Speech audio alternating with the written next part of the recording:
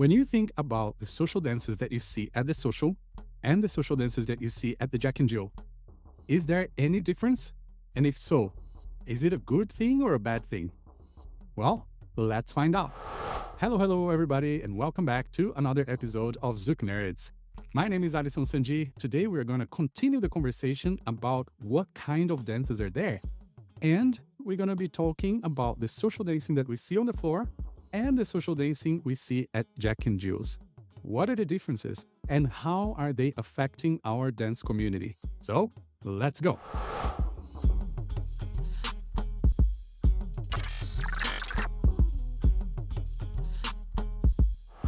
Hello, everybody, and welcome back to another episode of Zouk Nerds, where today we're going to continue the conversation about different types of social dancing.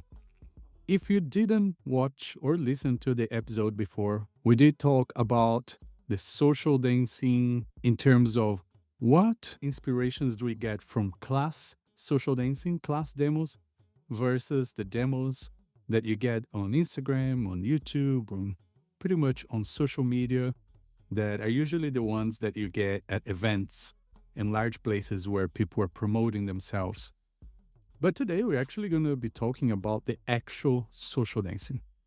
Social dancing on the dance floor, but also social dancing in the Jack and Jill. That, well, ideally should be the same one as we have on the dance floor. But clearly, we have seen and heard enough in the social medias and the forums that it's not the case, right?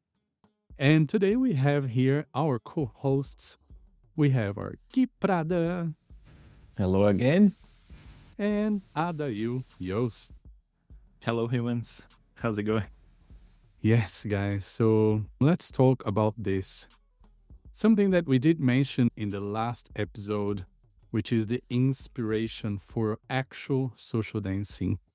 The inspiration that you get in the social when the DJ is playing and there's no expectations or hopefully no cameras pointed at you, versus the social dancing that people get inspired by watching Instagram or YouTube, which is like really a marketing material, not necessarily the social dancing.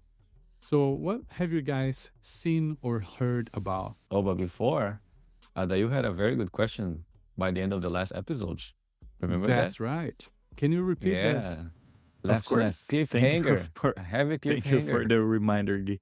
I was asking, what do you guys think about people that are coming to the social dancing to actually dance, to train for Jack and Jill? That they come with the objective of, I only want to dance with the people that I'm going to compete with tomorrow, instead of coming to the social dance just to enjoy for the social dance, as Allison said, because most of the time, the social dance that we're doing is not reflected on the Jack and Jill that we're doing, right? So is there a good, like a positive thing on going to the social dance to practice for the Jack and Jill, or is that a negative thing?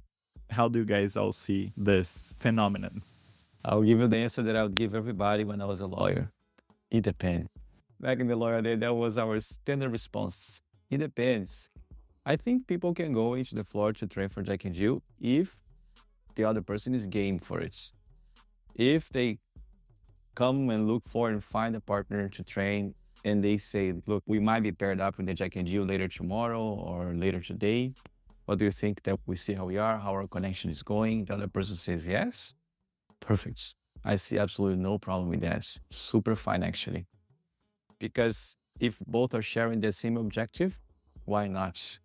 The only issue for me is then when is the game for it and the other one is not, or the other person doesn't know what's going on and they perceive that something's up halfway through the whole thing. So that's when I think it's not very positive, because the other person has no idea what's going on. That's my response. Very simple. Absolutely. And I also think that it doesn't really train for Jack and Jill when you do that. Because to be honest, when you're doing Jack and Jill, you have the actual pressure of so many people watching, cameras, live video feeds going onto social media, and of course, the judges. So social dancing on the dance floor with the largest amount of numbers would actually be more beneficial for social dancing instead of handpicking who you dance with. I do think that sometimes if you haven't danced with somebody for a while and you just want to have a dance with them, it should just be like, hey, we haven't danced for a while. We might compete tomorrow. Let's just dance. But no expectations. It's not Jack and Jill training. It's just like, let's touch base because we haven't danced in a long time. Because I think those actual trainings should happen outside of the dance floor, outside of the party. And if you're in a congress where you don't get to see each other because you don't live in the same location, that's fine. Maybe just organize to be there at the very, very early part of the social when there isn't a lot of people there and you're not actually impacting the social atmosphere or the social interaction of changing partners and actually dancing with everybody. So if you really, really want to do that, maybe do it very early in the social or super late in the social, or find some time during the day, grab a speaker, go somewhere and start practicing. Because when that happens in the middle of the social where we really just want to be dancing with everybody, we can feel that energy going on. Sometimes I'll look at one side of the room and I'm like, oh, people are practicing Jack and Jill in that corner. And it just really breaks the atmosphere in any social. So I think, yes, maybe sometimes more or less, or Guy said it in the lawyer way of saying it. I'll say it from a customer service way of saying that I learned in Brazil. You never say yes or no. You just say actually. Actually. Veja bem. It depends. You start It with an depends. actually and then you say it depends. Yeah, because I have actually seen people, I don't remember the Congress right now, but I've seen people that got their speaker and they all went to a corner and they started training there. And I passed by like, what are you guys doing? Like, oh, we are getting ready for Jack and Jill, training for Jack and Jill. Amazing, beautiful, beautiful. What I heard from the people that went through the experience of realizing that someone was training for Jack and Jill with them without them realizing, they realized because they were being put in movements over and over again, the same movements. So the person was like clearly practicing a specific movement with everyone, probably the movement that they were planning on doing when the competition was happening, something that they thought would be complicated or complex enough to gain the complexity points, the difficulty points. So they realized during the dance, due to the fact that they were repeating the movement over and over again. So that was something that I found interesting. I was like, how did you know that he was training Jack and Jill with you? And then they said, oh, because they would put me in this movement over and over again, several speeds, several times. And I saw him dancing with the other person, same thing, over and over and over again, the same movement. So that's when I knew. And I found that really interesting because I myself haven't gone through an experience like that. So I count on what comes to me from other people, you know? So it's like a third party sort of reports that I get. Yeah, and looking at it from a judge's perspective that I can speak of, I can see it from the moment the person starts to dance, whether it's a leader or a follower. The leader starts leading things that don't make sense to that style of music or don't make sense to the moment in the music, because music is beautiful and music is built in such a way that is an art. If your dance is copy and paste in like pictures from different places that don't melt together, to me it feels really fake. And I look at that dance and I'm like, well, to me, I know people are screaming. I don't know people are cheering because all of those movements are crazy. Wow, wow, wow. As a judge, I'm like, too bad it doesn't feel natural. It doesn't feel like it's coming organically. And to me, that's not a good representation of social dance. Same thing when I see followers who are trying to show that they know and show that they can do the same way the leaders do by putting the followers through wow movements. Followers a lot of the times either do things with their body without affecting the movements or put themselves into movements that didn't make sense at that moment just because they're like, I want to show and I want to stand out and I want to make sure that they know I can do that. But I'll tell you what, at least from my perspective, I know where you are from the first basic step that you do. I know if you're going to pass or if you're going to be first or fifth or 10th from the first viradinho or lateral that you do. So doing legs and doing crazy moves and complicated pretzels, one leg spins, most of the times it's not really going to help, in my opinion. It's the context, the quality, and the connection between you and your partner and the music in that moment. And if you see the dances that are most memorable, whether they won Jack and Jill or not, but the ones that are most memorable, which is my goal for any type of dance that I do in Jack and Jill, are the ones that have all of this context really well melted together. It's a pro tip from the head judge. So you guys take notes on that. Write it down, people. Write it down.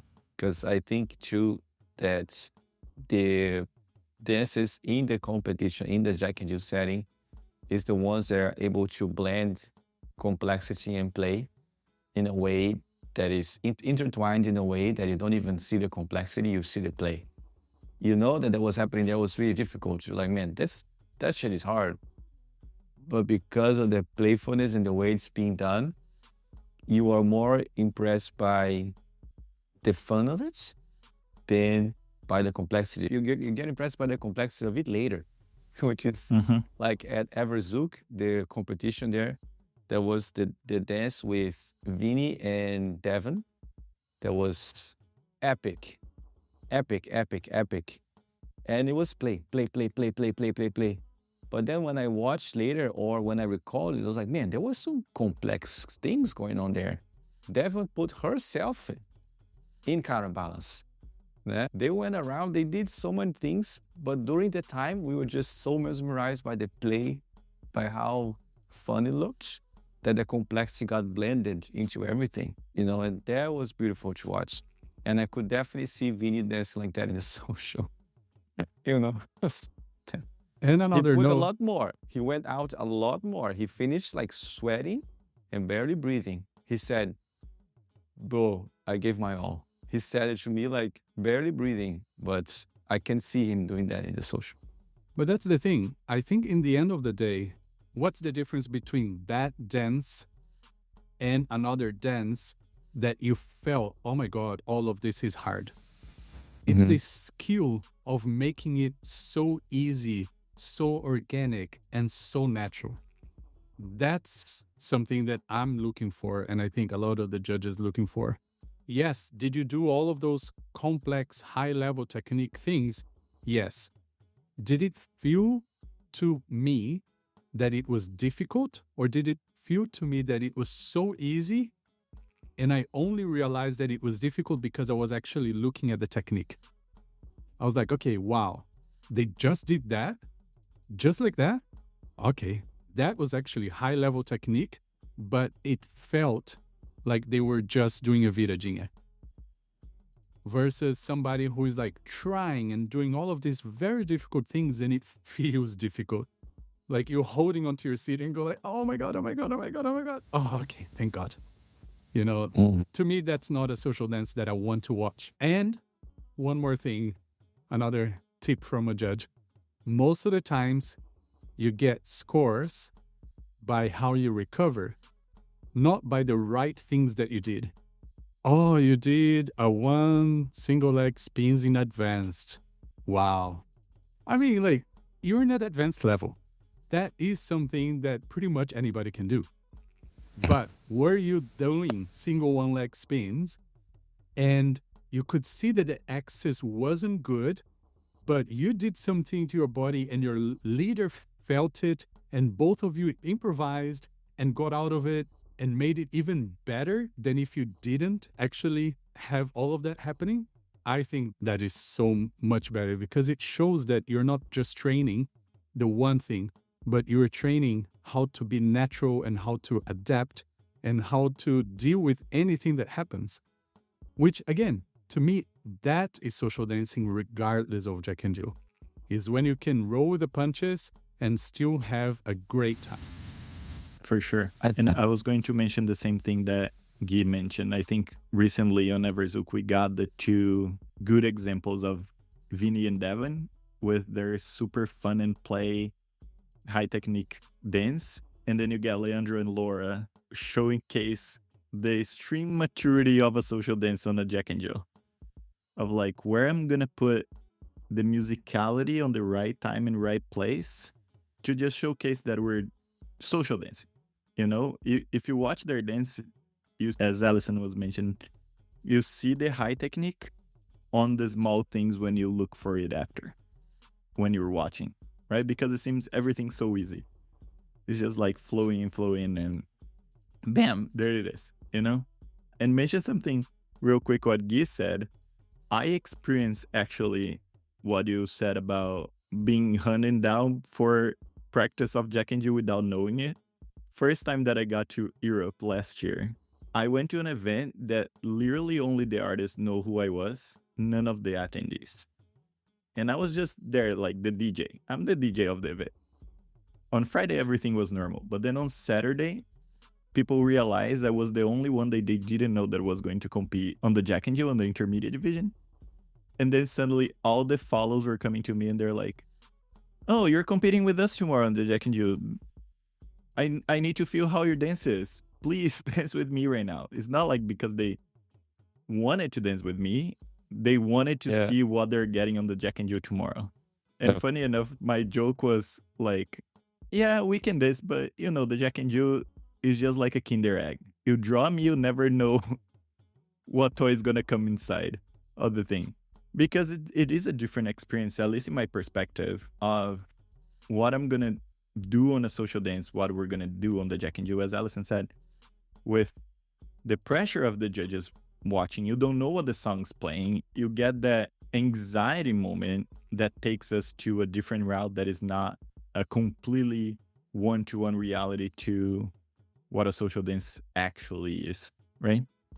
Yeah, exactly. The main separating element for me of a social dance, Jack and Jill dance, now let's put it like that, let's call this Jack and Jill dance, and the social dance, is the fact that the Jack and Jill have 1.5 minutes to develop the whole story, beginning, middle, end. On the floor, you don't have that time limitation. So many of the privates that I teach sometimes for leaders is actually asking them to slow down, is actually ask them to spend 1.5 minutes or more getting to know their partners. Whilst in the Jack and Jill, if you spend the whole time getting to know your partner, nothing much happens, besides the vertical stuff, walking around, you know, shifting weight on the spot, that kind of thing. So I think the matter of how much time you have with your partner to develop the thing is the biggest difference between both. And sometimes that's what I think where they collide. Because I have seen on the floor, the few moments that I get to sit, sometimes people invite someone to dance, they shift step 1, 2, they open and the follow is tilted. Boom. Like precisely like that. And then for the whole rest of the time, that's happening. So that is the thing that I think can be a little bit complicated if people use Jack and Jill dance as a reference point for their social dancing. Because in Jack and Jill, there are time constraints. There's a thing to deliver in a time constraint. And in social dancing, not necessarily, you know. I think that's one of the main differences that I see. And I don't think people process that so immediately when they are social dancing. Yes. So basically, Jack and Jill has been part of the Brazilian dance scene for 10 years. Precisely this month, it's celebrating 10 years. The first competition was held in July 2014, and I was there. And for the first, I would say, good 6 or 7 years of that, I was not social dancing like I would. I'll be very honest. You can look up any of the Jack and Jills back then because I was treating it different. I was in this mindset of like, this is like a demo. right? But it's not only until like the last few years that I've had the best social dances that I've ever had in my Jack and Jill life. And that was when I started focusing on having a moment with my partner and sharing the moment as if there was nobody in that room, and basically giving all control to the DJ. DJ, tell me what to do. Because then I really focus on the music and how my partner feels the music and how I feel the music. And since then, I've had the best dancers in my life. And with the feedback that I've gotten from students, from other artists and other judges, that's the right track, at least for me. And I know that each of us have a very different path in Jack and Jill, because for me, Jack and Jill is very much a proof of my own inner work and therapy in myself, and that comes across my Jack and Jill. And my goal with Jack and Jill is just have the best dance at that moment with my partner. The scoring, the placement, none of it matters at all. Because I don't know, for me, it's just how it works for me to enjoy that moment. It's not because I don't like the competition. I think the competition is good when it's done in a healthy way.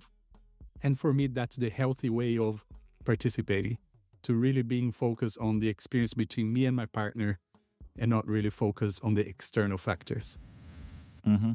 But I think with the Jack and Jill competitions nowadays, we need to consider that we also have people that are the status seeker / point seeker. I want the points. I want to be in whatever category I want to be. And no matter what I'm going to do to get there, I'm going to do to get there. Even if it's trying to find the easiest competitions around the world and just doing them and getting the points and moving on. And it's so interesting. I was talking about this past week at the Dallas Festival that most of us that are making advanced right now, and some people that are on the verge of becoming advanced from intermediate, I was talking to some people and they're like, oh, but I really want to go to advanced. I really want to make it. And then I'm like, yeah. And then you get to advanced and you get all of us again. And then it's intermediate all over again. It's just the same people on a different name. And then the dances are all the same again.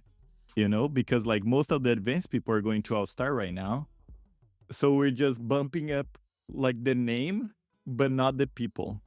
And I think at that point, it's something that, as Allison was saying, what would be the difference now about the intermediate competition that was a year ago with the same people and the advanced competition now with the same people, right? And that, for me, is where my mentality now is coming on the Jack and Jills of how can I show my own growth, my own inner work, my work on my own dance to reflect an intermediate category last year, an advanced category this year, if the dancers are all the same, right?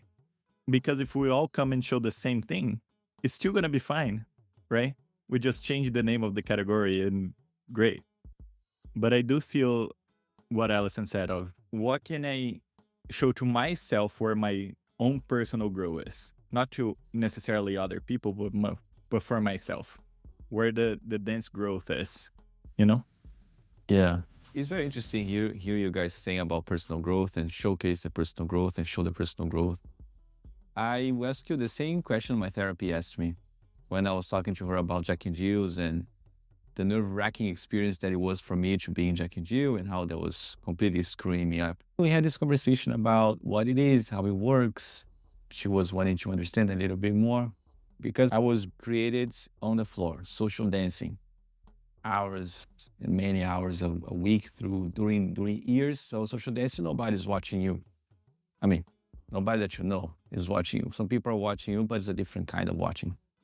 In the Jack and Jill, you have all these people watching you. You have all these people with things scoring how your dance looks like based on subjective and objective criteria. And then she asked me, what do you want with Jack and Jill? And I said, oh, I want the challenge. I want to challenge myself, the personal growth. And she said, can you do that without it? And I said, I can. Could work on the things without the Jack and Jill. So she said, so why do you do it? And I was like, because I think I should. because I'm a teacher, because people are wanting to hear from me, want to know. And then she said, interesting, because your main topic when you teach is talking about comfort. And I said, yes. And she asked, why do you put yourself in such an uncomfortable situation if you teach people about how to find comfort? And then I told her, that's why I pay you this much money. So you can ask me exactly these questions. Mic drop. Mic drop, both. And that's something I find really interesting. The fact there are people watching, the fact there are people scoring you, so you are basically, like Alison was saying, I don't care about the points. I don't care about the placements. I want to have an experience with my partner. So I think on Alison's perspective, he's talking about the challenge or the growth of developing something with a partner that randomly selected, random song in a minute and a half, regardless of what other people are thinking. But what about you, Adayl? Are you also regardless of what people are thinking? Or is there an aspect of approval involved in that as well? Is there an aspect of my peers approve of me? Those who I admire gave me a good score? Because that's definitely for me. The fact that the placement matters 100%. I cannot say that like, if I'm like in Taiwan Zouk Festival, it was invitational, but I was last. And that completely fucked me up hardcore. I spent the next 2 days kind of looking down on the floor, understanding what was going on in my head, So that's a place that I haven't reached in my head, like Alison was saying, far from it. So I think when I reach the place where Alison is, I'll be able to go back and compete again, But what about you? No, for sure. There's definitely pressure. Mm-hmm. Definitely. And I think my last Jack and Jill experience second to last, Zouk Hit was a proof of it, for sure. Because there was the whole, I'm just 1 point to go to advanced. And then, so I need to make finals. And then I make finals. And then I'm like, okay, I got my point. But then Larissa said, we passed 12 people. So only the 10 first couples are going to get the point, not the 11 and the 12. So now there's like an extra added pressure on, like, I cannot be last. And that puts on your mind, like, I cannot be last is horrible, because you get that sensation of like, I cannot mess this up on any shape or form. And of course we do. Whenever you put that pressure on yourself that you cannot mess this up so badly, it's hard. Like, in my opinion, was not a bad dance, but it was not a good dance also. It was a medium dance. Go for it, Gui. No, I would say that the thing about messing up, I think that's particularly the case, other gigantic difference between social dancing Jack and Jill, where in social dancing, we ask students when we're teaching, if you mess up, giggle about it, keep going, it's part of the process, someone else come from it. In the Jack and Jill, when you mess up, you can go into this place in your head that you can get out from, Mm-hmm. And as people watching and judges as well, might put that messing up into consideration if they have a tie break, something like this, So the aspect of I cannot mess up adds another layer of pressure that we don't have when we are social dancing, not necessarily, depending on your mindset, because it can also be there on social dancing. I cannot mess this up. So I think there's another aspect, another added layer in this difference that has an impact in our experience, like you were saying. I cannot mess up. Yeah. I'm going to add a parenthesis to this because a different experience that I had in Dallas this past weekend, on that note that you said of messing it up, I was dancing with Nina, and something for me on the past month unlocked on my brain that now my social dance is like, I'm just going to have fun no matter with who. And previous years, I had a lot of imposter syndrome that I would not dance with teachers at all, period. It's my thing. I think I was not ready for it, and the perception that they would have of my dance and everything. And something this year unlocked, especially in the past month. And I was dancing with Nina, and it's so funny that Nayara was recording part of the video, and then she was coming and recording us, and then I did turn with Nina and I exit the turn completely out of time. And we both look at each other and we laughed hard. And then Nayara is laughing also on the video and she's like, oh, you ruined my video. And I'm like, great. But we just laugh it off and dance continues and everything is fine. And, who cares? It's just a social dance, right? And mess ups are going to happen no matter what. And that was a funny, interesting add to this thing. But on the Jack and Jill side, as I was mentioning, for example, the Zouk Heat experience, so many outside factors influenced my dance that day that made me realize the same thing that Allison was saying, like what we're trying to achieve here with this pressure and everything. The pressure is still there, but I think a little bit less now. But as I mentioned, the whole 1 point to go to advanced, the pressure of moving categories. Before the finals, I was warming up with Devlin, and Devlin was my partner on the Jack and Jill, which it's how this whole partnership thing started, funny enough.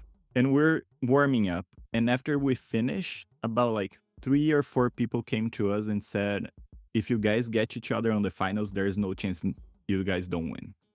And that added pressure of like, people are actually expecting that we're going to win no matter what. It's like, how? So that was that added pressure. Plus, Lucas and Taina are Devlin's mentors for her dance career. And they were both judging the competition. And then when I draw her and I knew they were there, and I'm like, now I need to actually do good by them. And to deliver. Yeah. And obviously didn't work out. All this pressure gave a sensation of like a medium dance, an average dance. So definitely on your point, Gui, I think there's definitely a lot of pressure that goes into the dance that somehow we need to figure out how to take it off, send to outer space, and just, as Allison was saying, make the Jack and Jill a little bit more reflective of what the social dance actually is, of what a good social dance actually is, Yeah. I think if we're able to detach the dancing, the Jack and Jill from the results of that dance, we'll be able to approach that more as actually a social dance. And after I start actually running competitions, it's something that I realized more, and that took the pressure a lot of what I'm thinking about Jack and Jill's. So being able to see the judges' scoring sheet and seeing that sometimes the third place to the first place is just a 0.2 difference. And you're like, well, so like the third place was actually not a bad dance. It was actually a really good dance.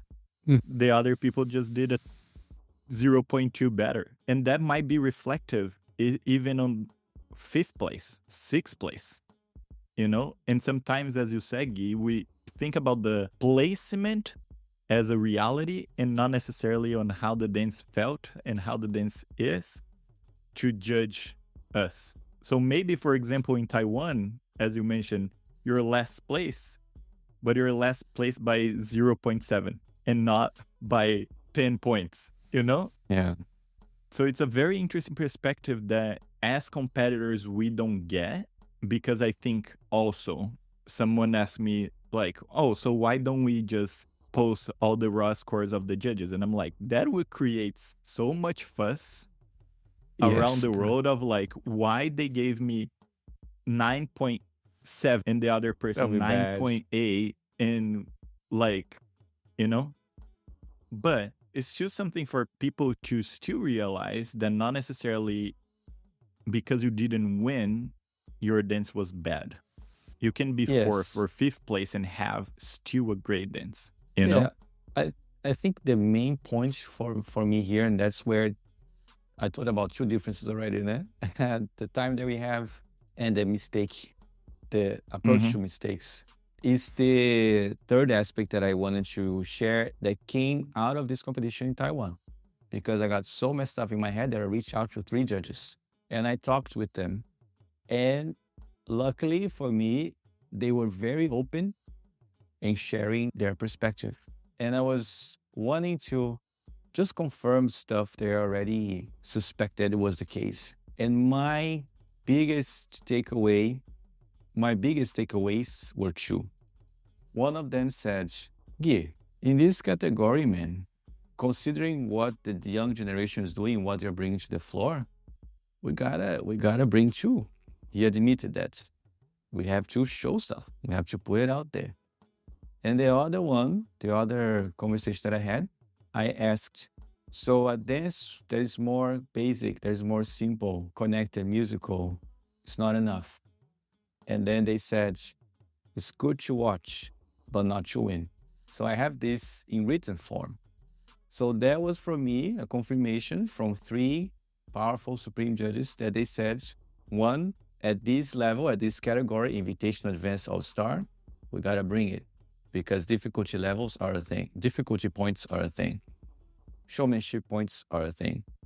And the other one said, a simple musical connected dance, good to watch, but not to win. Because these are dances that on the floor, on the social floor, Supreme amazingly well, very well received. People like it. But Zach and Jill, depending on the category, and that was the important part, the important piece of the information. For these categories, not enough. Not enough to win, not enough to podium. So that is something that when I got that information, I said, no more for me. Because in order to win, in order to make podium, I need to dance in a way that my body is still not used to, still not comfortable with, and then would go for the matter of the personal challenge, the growth, the technical growth, and all of these things, which I can get not competing, I can get outside of competing, and then maybe competing one day once my mind is worked out. Mm-hmm. But after those conversations, that's when I decided I'm not doing this anymore for now. Because at this stage, I know that what I have to offer is not what they want to see. And for me, it was kind of like the opposite path. Maybe not opposite path, but a different path in terms of like, before Jack and Jill, I was already training so much for championships. So Jack and Jill started in 2014. 2015 was the last time I competed for the Worlds. So the previous 10 years, all that I was doing is pretty much training for shows and competitions. But still, because of my mental blockage, I was not able to ever deliver that on the Jack and Jill for the first 6-7 years. Because I was always coming to compete and to perform and to, I wasn't just being myself. So it took me many, many years to really break that mindset of like, this is a show, this is a performance. And more like just dance and have fun and use the knowledge that you already have, which is shows, tricks, and complex movements, difficult techniques, because I already had trained that. But I wasn't able to bring it. It was interesting because like my Jack and Jills were like as if I was novice, but then my show on the night before was like world champion. So how do you put that together? And I think something that actually helps me not care for the scoring and the placement is the fact that we don't see the raw scores. To me, every time I competed in choreographed world championships and things like that, I always spoke to my partner and we agreed that to us, we would rather be 5th place with a 95 score than a 1st place with an 82 score. I want the highest scores in every single criteria possible for us. And if that matches a 1st place, great. But if that doesn't match a 1st place, I'm looking at the raw score and I'm like, yes, we got 3rd place or 4th place, but bro, like we got 92. From 92, the next one was like 88. So we've got like 4 full points between us and the next person. So like those things to me, because they are not part of Jack and Jill in Brazilian Zouk Dance Council, we don't see the raw scores. It helps me like detach myself from that. Because if I could see the raw scores, then I think I would be a little bit more like, okay, why was it 81? Because sometimes the winner is like 80. Sometimes the winner is Yeah. 98. So it Yeah. doesn't mean that the winner actually did great because it was an 80 winner. It was kind of like competition wasn't very good overall. But then sometimes you have a second place that is 91.5. And you go like, wow, this competition was tough, man. You know, like from first to second to third to fourth, it would be like 0.01, 0.02, 0.3. And then you feel so bad for being fifth. But when you look at it, sometimes there's only 1 point difference between the first and the fifth. So it's just a very, very tight, high level, good level competition. And it showcases an aspect of the artistry of our dance. And it showcases like these very powerful skills of being able to build something with someone that quickly, 2 songs, and you know, people watching. So that's a skill, man. I found that like an incredible skill. My only desire, my only hope is that we could have a way that we could actually assess other aspects of actual on the floor social dancing. Because Jack and Jill right now is the only way that we have, mainstreamly speaking, of measuring someone else's skill, and people do it, or some people start doing it to see where they are. Because I hear that I want to do Jack and Jill because I want to see where I am in my dance. And it's hard because they are assessed for one aspect of the dance, not one aspect, but one umbrella aspect, which is the umbrella aspect of what I can assess visually, what I can assess from the outside. And one big aspect of it is not assessed, is how things feel like, how adaptive someone is, how versatile someone is. So I think it would be very interesting. And I dream that the day that we could have a competition, or maybe not a competition, but a way that people have to assess their social dancing internally. Maybe some sort of peer assessments.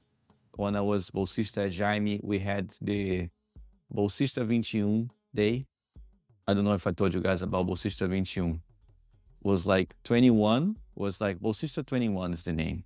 21 was the maximum score you could get because it would be analyzed by 3 different people that could give you a maximum of 7 in several aspects. And one of those were comforts.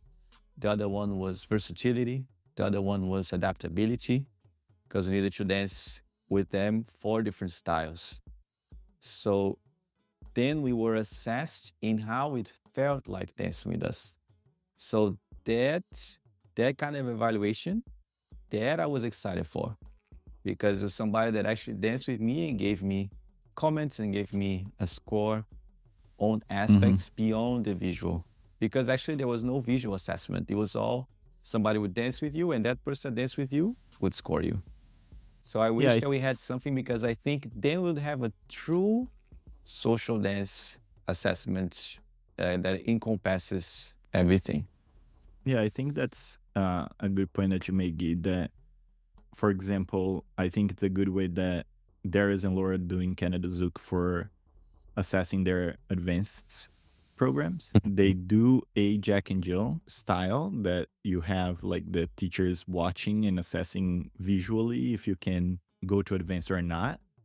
But also you, as a dancer, you rate your partners on all the specs that you just mentioned. On, was the dance comfortable? Was like they're trying to do things outside of their level and stuff like that. So you also have the peer-to-peer review to take in consideration, not only the visual aspect of it. Oh, So that's I think, amazing. yeah. So I think that's a good way to judge on a way, but we can also find new ways. One last thing that I want to mention on this essences of the Jack and Jill, I also gonna emphasize a lot how much I do believe that Jack and Jills are probably 150% luck, right? Because not even you need to rely on your own technique and how are you feeling that day? How are you feeling on that split second that the song's gonna start? There's also the factor of you don't know what song is gonna play. So you can get a song that you know from beginning to end from a DJ, and you can get a song that you don't have a clue what is happening, where the beat is gonna drop or whatever. also what mood and state all the judges are on that day. What they're looking for. Are they tired? Are they not tired? What mood all the other competitors are in the same time. So it's not just a reflection of your own self in some sort of way, but all these numerous variables that we have on that 1 minute and 30 seconds that you mentioned, that you start, you cannot even feel how your partner is feeling, and you're like, oh, it's a goal because I only have this minute to dance and prove myself. And again, as Allison said, it's like, maybe you had an incredible dance and you were fourth place, you know? So it's so much things that we need to take in consideration. And that's why I think when you mention people saying, I want to do a Jack and Jill to see where I am at my dance, it's not a valid point, because your placement is not a reflective of where you are on your dance, you know? As I said, Exactly. if you are these people that like, oh, I'm going to go to the easiest event so I can get points in advance and go up on my divisions, you can be an all-star person and not be clear. All-star, I think it's harder, but you can be an advanced person, advanced division, and not be near qualified to compete with other people that are on advanced because you just got the points. So I don't think that Jack and Jill is actually a reflective for us to know where we are at our dance currently. You know, I think what you mentioned is really important, Gui, of like, how did that dance feel to my partner? How did the dance feel to me too? It's not like just the visual assessments of the judges and everything. So it's a lot of factors that we need to take in consideration when we're joining the Jack and Jill, for sure. That's why I talk with my students that I see Jack and Jill as a fitness test of the training that I've been putting in my social dancing at the party, pretty much every party. So like, you know, you go to the gym and you do your exercises and you do your things, and you go to the gym and you do it and you do it and you eat well and you sleep well and you do all of those things. And then you do like that one CrossFit challenge where in certain exercises, you didn't get good scores or good time or something like that. And you go back and then you work on it. So to me, it's more like, okay, I keep training, because for me, Jack and Jill, again, it's just a mindset game. I keep training my mindset every social.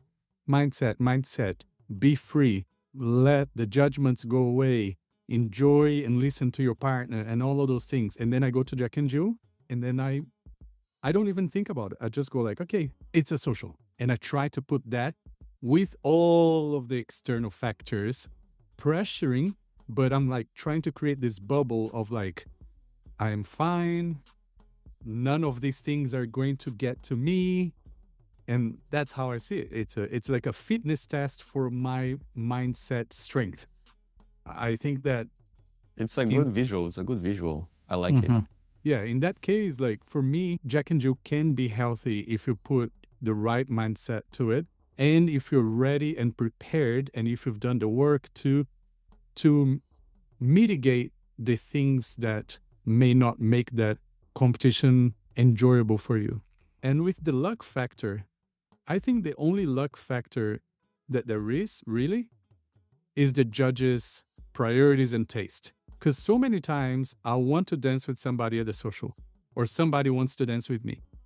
We don't know what's going to happen. We don't know how each other feels. We don't know what music the DJ is going to play. We don't know anything about it. And all of those things are present in Jack and Jill. The only thing that is not present is somebody scoring what is going on, and somebody's preference as a judge looking at it and going like, well, I would like to have seen more basics. And the next judge is like, I would like to see more wow movements. And that disagreement between judges. Because in the end of the day, all of the other luck factors of Jack and Jill are present in a regular social dance. Because sometimes I'll dance with somebody and I'm super nervous because I know that they're a great dancer. So I'm like shaking like Jack and Jill, but it's in the middle of the party. Or sometimes I'll dance with somebody who is nervous to dance with me, or both of us are nervous. And then the DJ plays something and we're like, we're not really liking this music. Should we stop and come back after? Oh, nah, it's fine. Let's just have fun. You know, like even that sometimes happens in a social too. Or the fact that sometimes somebody starts recording and you're like, stay within. Yep.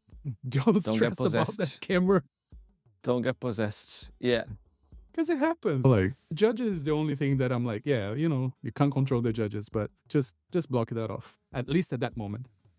Yeah, and I think as with anything, like combining everything we said today, it's a web of complex concepts, both internally, externally, that we need to take into consideration when we talk about anything really, especially something as mainstream right now as this Jack and Jill versus social dancing comparison that has been made and has been felt by people.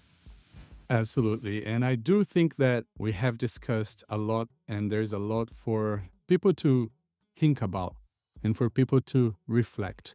And once again, if you want to keep in touch with us, you can reach out in our social medias, talk to us, maybe see us at an event in the future, or book a session online. Do whatever you have to do if you need some mentoring, not with us, but also with other teachers. Those fitness tests can be done in a private lesson with your local teacher, or whenever you travel somewhere, instead of you having to go to a Jack and Jill, you don't have to go to a Jack and Jill to get your fitness test. Just do a dance class, just do a private lesson. And hopefully, with anything that we shared here, your experience in the social dancing or in the Jack and Jill will be a little bit better. So thank you for your time with us here today. Thank you, Adayl and Gui, for joining us. Thank you, guys. Thank you. Thank you so much. And we'll see you on the next episode of Zouk Nerds. See you later, guys. Beijos, beijos. Abraços. Tchau. Ciao, people.